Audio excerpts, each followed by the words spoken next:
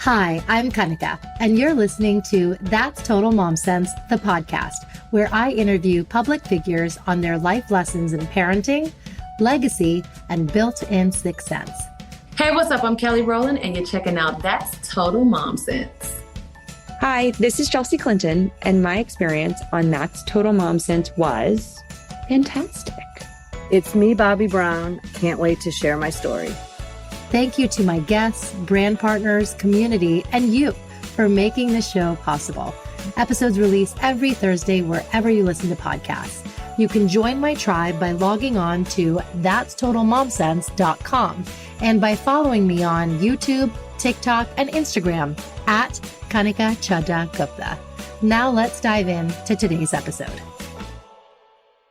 Continuing the theme of prominent South Asian authors, today's episode is with Annika Sharma. She has been a beacon in our community. Annika is a multi-hyphenate, equally passionate about science and all things creative, and has over a decade of experience in education, healthcare, and communications. She is a podcast host, author, and speaker. Following the release of her first novel in 2015, she was signed to Source Books for a 3-book deal. The first, Love, Chai, and Other Four-Letter Words, was named Amazon Editor's Pick and Library Journal Best Book of 2021. Sugar, Spice, and Can't Play Nice was released in May of 2023. In addition to translating her lived experience as a South Asian into romcom novels, she is the co-founder and co-host of That Desi Spark podcast, one of the largest independently run South Asian podcasts in the U.S., which has led to appearances on BBC, Forbes, and Spotify's Billboard campaign. She currently lives in the greater New York City area and is a lover of long conversations, superhero movies, reading, and travel. Annika, welcome to That's Total Mom Sense. Thank you for having me. I'm so excited, and this is so longer overdue. So I'm extra pumped to be here. Same. We did it. I'm so excited to dive into all the things. Let's start with just getting to know you. If you were to describe yourself in 3 words, what would they be? Bubbly, tenacious, and somebody else asked me this question earlier, so vivacious is what I'm going with. Ooh, I love it. And I think they're just so apropos, and instantly, right off the bat, you are so authentic in your relationships. And we felt that when we had this hour-long conversation on the phone, and, still haven't met face to face. So bubbly. I know. I'm excited for that day. I'm looking forward to that day because we did have such an instant connection. It was so warm, and it just felt like, oh, this is what it's like when you come home and you just meet somebody that you know and love already. And it was just, that vibe just went through our entire first conversation and the follow-ups after that. So I am just not only extra excited to be here to do this with you, but, the conversation has always been so natural with you. So it's right back at you. What was a young Annika like?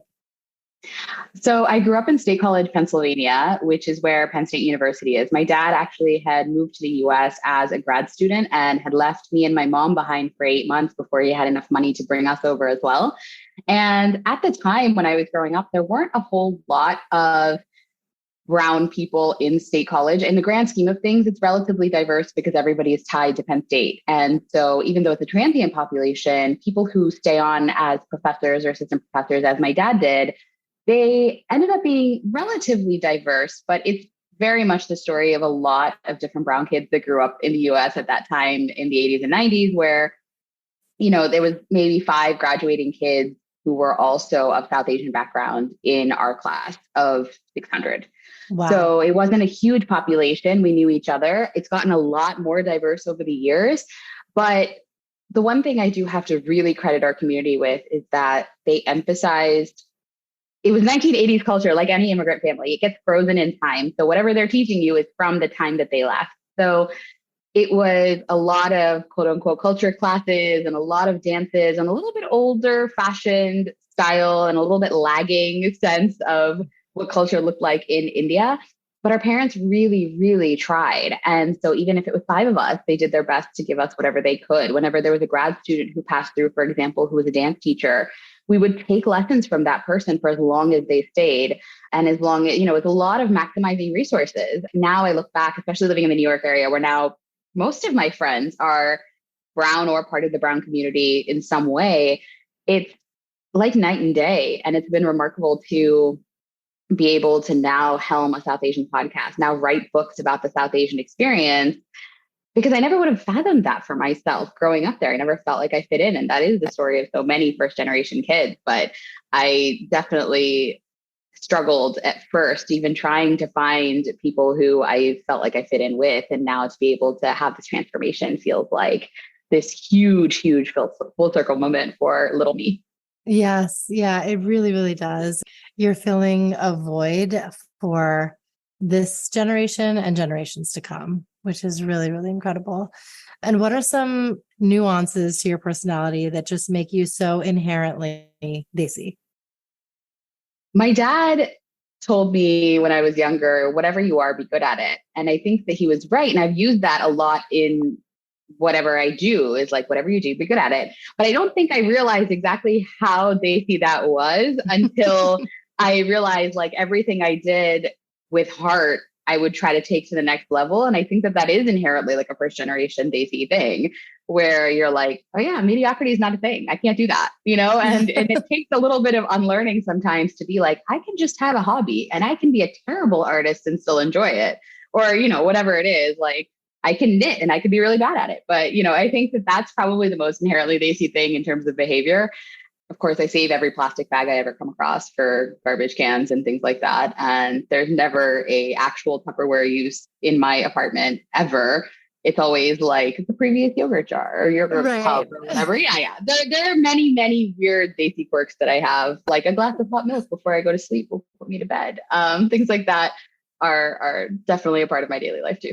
Yes. Oh, it's the best. I love how many inside jokes and fodder we have. We're like caricatures in a way, and it's awesome. And you've turned your passion for writing into your career. And so you really paid heed to your dad's advice. Can you extrapolate how writing has been just this common denominator in your professional life? Yeah, I mean, I have to give my parents credit on that one too. I think they knew me better than I knew myself. When I was in high school and in college, they used to tell me to major in journalism or marketing. And I thought, with this inherent pressure that I put on myself, oddly, I looked around and thought, well, everybody else is going into sciences. I do think health is really interesting, especially women's health, which did actually inform my career a lot. But it wasn't like my passion in terms of I had to work for science, and writing came naturally. And that's where my parents told me to go. They were like, there's a natural strength, go. But for whatever reason, I was like, no, I want to be a doctor. They were like, this kid's failing chemistry. She's not going to be a doctor, but whatever, we'll support whatever she wants. I went to college and majored in healthcare things, and still had sort of this constant, even through my teaching career, which was in early childhood, and then eventually finally writing my book. It was almost like if you looked through my whole life and connected all the dots, writing and words were always the center of every success that I had had. So it was always sort of artistic, where I was a dancer. I journaled very angsty things. I can't tell you who they were about now because there were nicknames to code everything that I was talking about with all this drama. But I journaled every single day from 5th grade through freshman year of college. So that gave me a lot of practice in just descriptive storytelling and narrative. And I read back on this and I'm like, I have no idea who these people are anymore. And I don't remember exactly what these situations are, but I can see exactly what happens. And it informed so much of the compassion and the empathy that's required for writing as well. Turning that into a career, it was not necessarily linear. There was a lot of pressure internally to do other things. But in the last, I'd say 5 years, and especially with this writing career taking off the way it did, it was like, oh, this is where I belong. And these doors are opening for me so much more naturally than they ever did with any kind of science career, any kind of corporate career, anything like that. So it's been a remarkable journey, and being able to turn writing into something, getting an agent, getting published has just been absolutely magical. Yes. And walk us through that process. Did you write your books? I have them here. Your Sugar and Spice and Can't Play Nice, and then Love Chai and Other 4-Letter Words, which is amazing. Tell us the genesis of these works. You wrote the first one and then optioned it, or just break it all down? Yeah. So in 2012, I went through a breakup. So obviously decided to write a romantic novel after that as some sort of cathartic healing, I guess. And I wrote that and I was like, I'm finally writing my book. And I remember distinctly, I came downstairs and announced it. And my parents were like, finally, she's writing a book.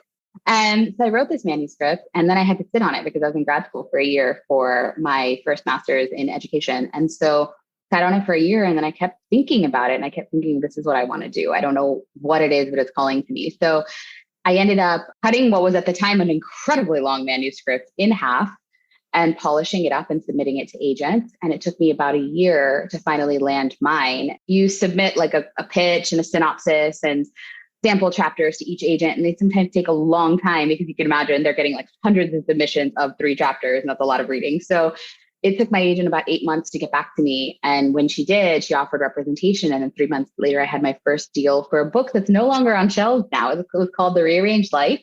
And it fell under the genre now called new adults. It's like college romance. It was about an Indian girl and an American guy. And it was very cathartic. It was a lot of what was happening in my life and the lives of my friends. But then the publishing company started going downhill. So I pulled my rights. And now if you have a copy, it's basically a limited edition. But then as I was doing my MPH concurrently, my agent had taken out that work and a different manuscript out to these other editors. And this one editor wanted a story, 3-book deal about a set of Indian friends. And that was the only guideline she had. And so they signed me based on my old work for what became Love, Chai, and Other 4-Letter Words and Sugar, Spice, and Can't Play Nice. And now this impending 3rd book that I'm working on. So it's been kind of all over the place and very cool how it became a real thing and how, I went from a small press and this manuscript very based on my life to a 3-book deal and releasing this now and just really getting to know these characters and writing about New York, which is also, a love of my life because I feel like my whole life started here. Yes, I love it. Can you flesh out the stories for us without giving too much away about Kiran and Nash and Payal and Ayan and all that ensues?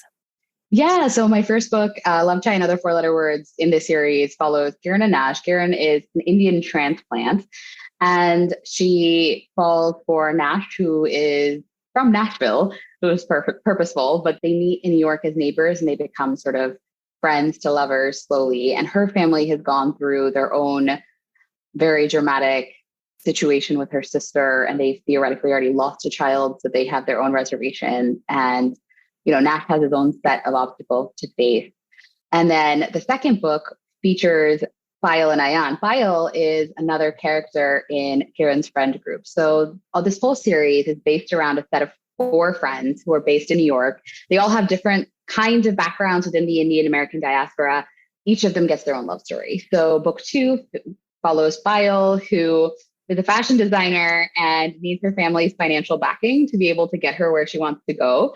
And her family is losing their company and kind of has to merge with this other family's company. And part of that deal is that the other family says, our second son's a little lost and you need to marry. We would like to make this business relationship turn into a family relationship if our children could get engaged, which is kind of normal / Bollywood-esque family relationships here in Indian culture. And there's just one problem, and that's that she already had a one-night stand with him last week and she hates the guy. So It's a sort of friends to lovers to enemies to lovers. There's a lot of drama. It was really fun to write. It reminds me of the Netflix movie Wedding Season. Oh, yeah. Actually, now that I think about it, yeah, I can definitely, they play each other a lot. Ayan also has his own purposes for saying yes to this. And Payal has her own, and they're sort of playing each other to get what they need. But, obviously they need to fall in love because that, what fun would it be? It wouldn't be a rom-com if that didn't happen. Yeah, of course. Yeah. No, it's just, I think the predictability is part of the beauty. Absolutely. We look for that. You want to have the happy ending at the end.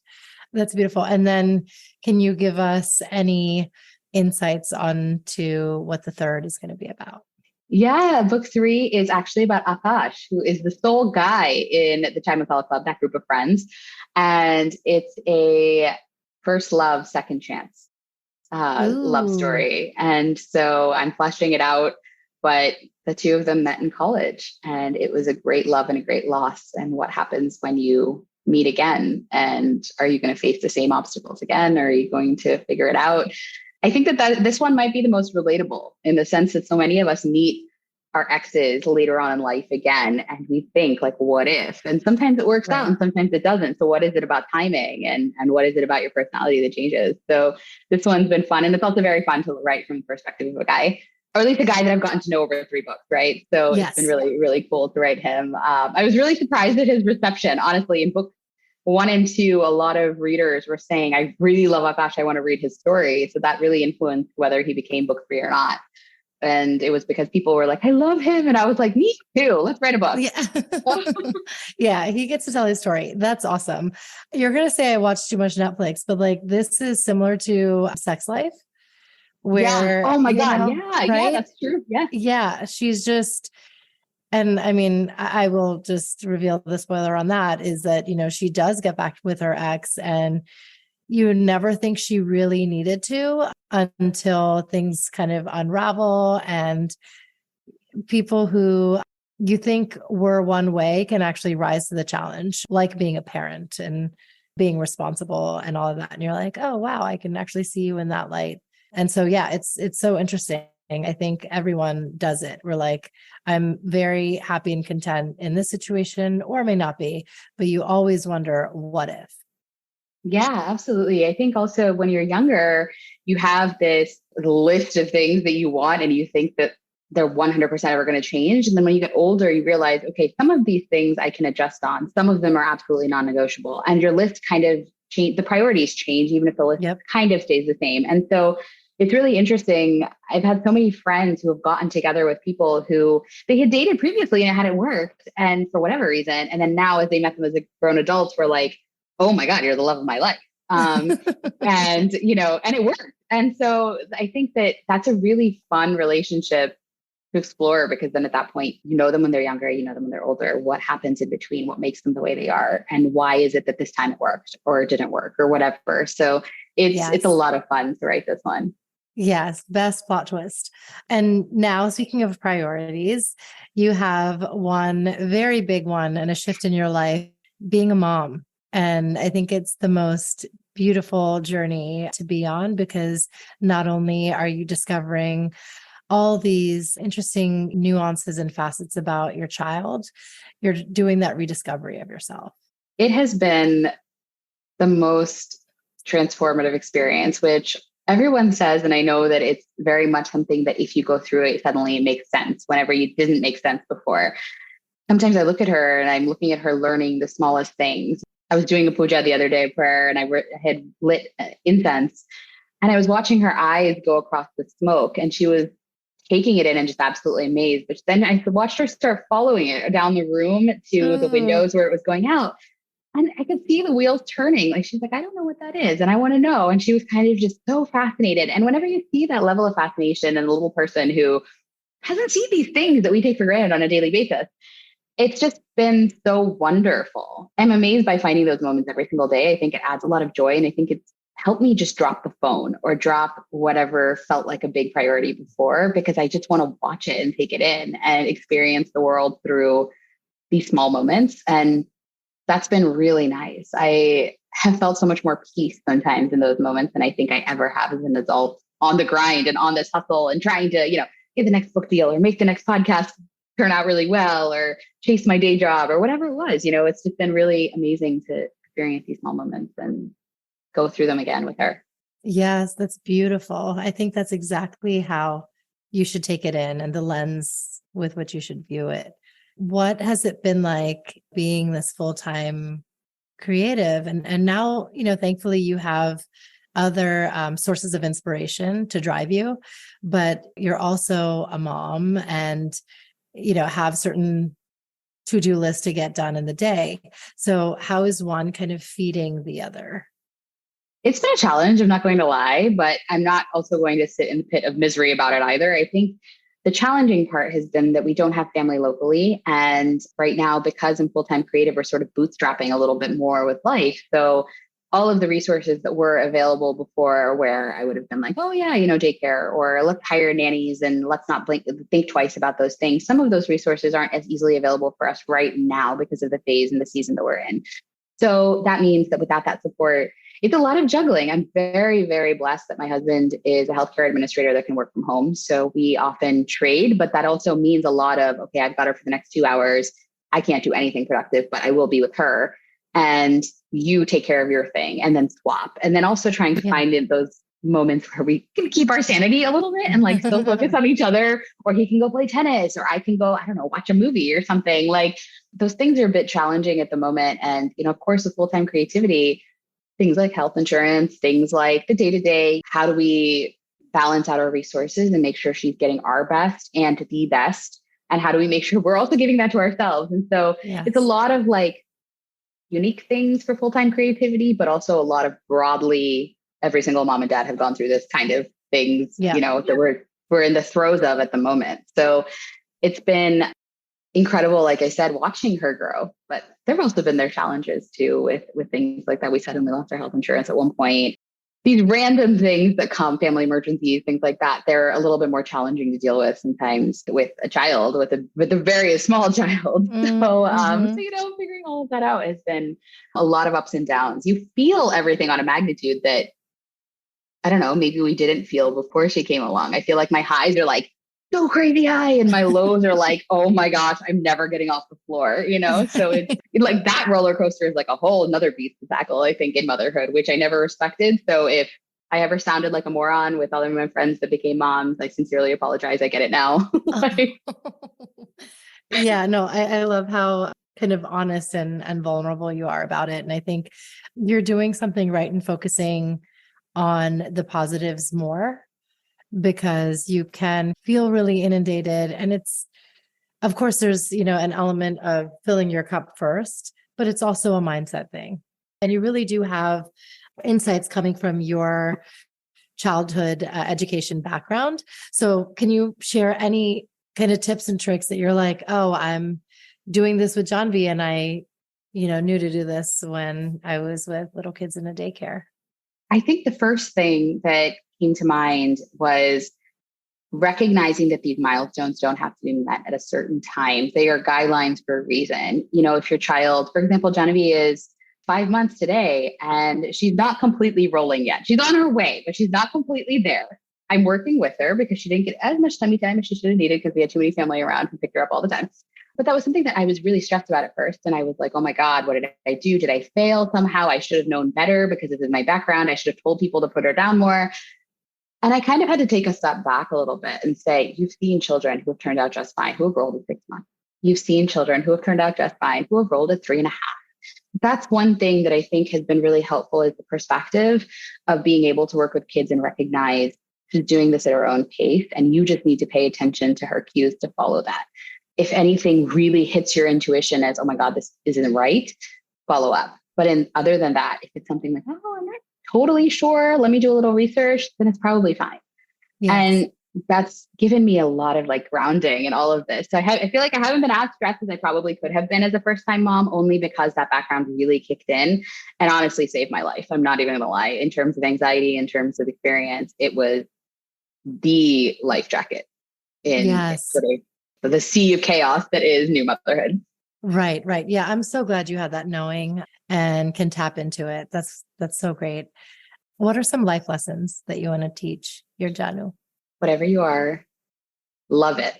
You don't have to be the best in the world at it. You don't have to be making it a career, but whatever you do and chase, make sure you genuinely love it. Don't quit on a bad day. That's something that I read recently, and I actually have never heard of a philosophy, I think, that hits me harder than that one, is don't quit on a bad day, because we all have them. But on a good day, if you're looking around and you're thinking this doesn't give me as much joy, then there might be a situation there where you need to reevaluate. And that's something that I hope that she is able to learn by watching me and her dad and all of our loved ones, is be able to chase life fully. Don't quit on a bad day. Make that decision at a high point. As a woman, society will often try to convince you to purr. But if you're really a lioness, you're going to roar anyway. And I want her to not be afraid to do that. I want her to be ferocious.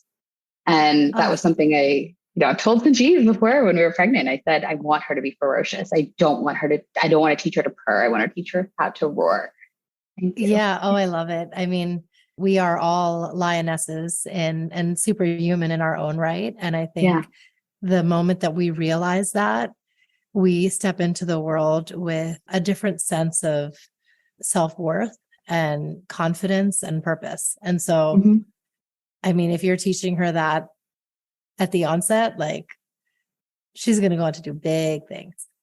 I hope so. I mean, I'm interested in hearing if you were told to be careful a lot, especially as an Indian woman, if you were told like come from a place of fear a little bit more as a woman than a place of go do this and we'll tackle the fear as it comes. Yes. Yeah. Yeah. No, for sure. And in many different kind of avenues in my life. I remember when I was an executive producer for a television network, I was really the lone female in the boardroom making decisions. And I was still very much a nice girl and collaborative, but I knew I wanted to be heard. I would stand up when I had something to say, would have a presentation and supporting arguments and all these things.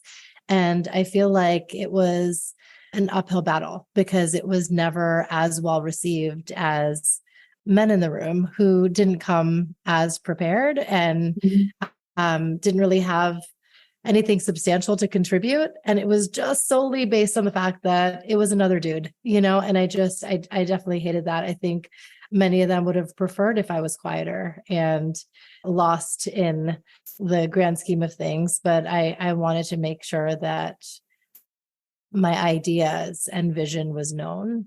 And it was hard. And then as a mom, I would say asking so many questions and trusting my mom sense. I mean, that's this whole show is predicated upon that. And I think I had a lot of women this time whispering in my ears, whether it was this auntie or that nanny or mom-in-law or whoever being like, you have to do it this way. You have to home remedies, whether, I had so much methi when I was breastfeeding. I'm like, okay, I get it. There's a, certain natural logic to this and why it works. But I still wanted to chart my own path and make my own decisions for my twins and then my younger one. And I didn't want to just blindly follow what other women were telling me to do.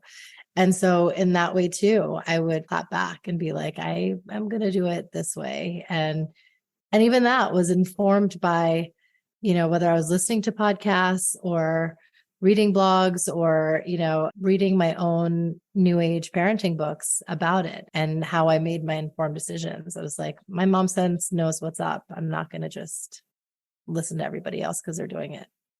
I love that. And I think that there's such a power in teaching that to our daughters, especially, I mean, to all of our kids, but especially to our daughters, just because I feel like with boys, at least when I was growing up, I felt like they never got the be careful speech as much as we did as girls. And on one hand, yeah, absolutely. Unfortunately, the world does require a little bit more care as a woman when you're walking down a street or whatever. We all know what that feels like. But when I'm watching a child, climb on monkey bars or something, I want to be able to look at Janvi and say, how do you think you can make that safer? As opposed to be careful, because it's so much different thinking through, holy cow, there's already something wrong and now I need to fix it versus, okay, use my logic, use my intuition. Let me think through this problem and make this a better outcome for us and kind of give her a better sense of what the world will look like and how to solve a problem, as opposed to the world is terrifying, go in scared. And, there's just such a difference in that approach. And she's very little, but I've already caught myself starting to ask that question so that she can get used to hearing that in her head. How can we make this safer as opposed to be scared or be careful and operate, like all your muscles are tense. Don't worry about that. Like think through what you can do logically to make this the best situation for you. Exactly. Oh, I love that. She has a strong footing figuratively and literally because of that. Yeah. Tell us about a mom sense moment you had. A lot of them have been developmental milestones, I think. And also a lot of it was actually around breastfeeding, which I think that I was talking to a number of my cousins at a bachelorette last weekend and a couple of other moms, and they were saying, this culture of guilt still exists on how you feed your kid, no matter what it is, right? A lot of that was looking at my child and thinking I'm providing enough versus I'm providing too little, too much, not enough. What am I doing? how am I doing in comparison to everybody else? A lot of my mom sense, I think, is really just saying, okay, cut the noise, trust your gut. And so I stopped turning to social media or turning to outside resources unless there was an actual problem. And I had this rule throughout my pregnancy too, because I have a maternal health background, but I also have a tendency to know too much and freak out. So I was like, all right, we're going to have some self-imposed laws here around what you can research and what you can't. If you genuinely have no concept of the answer, you are potentially allowed to look it up from only certain resources, like the ones that your doctor actually gives you. And then otherwise, you're not allowed to go to Google. Like Google is going to convince you that you're going to have triplets when you're very, very sure you're only having one. So, this instead of running down this rabbit hole, let's take a step back. And I think that intuition has helped a lot in those cases to be able to rein back some of the panic and to say, like really listen to yourself and say, is this something to be freaked out about? Or is she doing okay? And those milestones are huge ones. And breastfeeding was a big one too, to know if it was right or not. What was I doing wrong? Yeah, those two spots. Yeah, that's so great. Is there a quote that you live by? I think the one that always comes to mind every single time is just not all who wander are lost. It's cliche, but it's still my favorite one of all time, I think, because what is life without a little bit of wandering? And how do you find where you're going without getting a little lost first? Oh, that's so beautiful and profound. And how you're raising Janvi, you're in that sense of wonderment and marvel, and you're doing exactly that. And you're not lost. That's really, really beautiful. And where can my listeners find you and support you and buy all your books? I am like the most millennial person ever. I will respond to every DM you send me on Instagram. And for whatever reason, if you email me, I'm more likely to miss it. So you can find me on Instagram at Annika Sharma. I am newly on Threads. I guess that's kind of a thing now too. I don't know if it's fleeting or not, but I'm there. And also on Annika Sharma on Twitter, and Annika Sharma writes on Facebook. Amazing. Oh my gosh, Annika, this was such a treat. Thank you so much for sharing your journey. And, you just brought about so many curious insights that we all have, especially when we're new parents. And so I'm glad that you are right here, right now, in this present moment to be sharing those with us. Thank you for having me. And I'm looking forward to connecting further with the listeners for this episode, but also with you, because as a friend, we've just had such a great time already together. And I'm hoping that we can change the world a podcast episode at a time, respectively. Oh, hell yes. Annika Sharma is truly a Jill of all trades, and it was wonderful to be able to dive into all the things with her, from motherhood to mental health. I think it's so important for us to have conversations, and especially within our South Asian community, because so many things are still considered stigma and taboo, whether it's navigating your health in postpartum or having a hard time breastfeeding or whatever it may be on your motherhood journey. And being a creative, like an author or writer or journalist, just adds to that, right? If you're going down a path that's not the beaten path, it's always a little harder. But believe me, it is all the more fulfilling when you pursue what you were meant to do. Annika is a testament to this. You can follow her on Instagram at Annika Sharma, and definitely go buy her books wherever books are sold. I especially loved Sugar, Spice, and Can't Play Nice, and I can't wait for her third installment. Annika, big hugs to you and baby Janu, and I will see you soon. And listeners, you can follow me where I post updates on all my incredible guests on Instagram. My handle is at Kanika Chadda Gupta. On my website, that's totalmomsense.com. And of course, wherever you get your podcast, Apple, Spotify, the show is everywhere. But be sure to subscribe, rate, and review. I can't wait to hear from you. Remember, always trust your mom sense and dad sense. Stay strong, super parents. I'll see you next time. That's Total Mom Sense.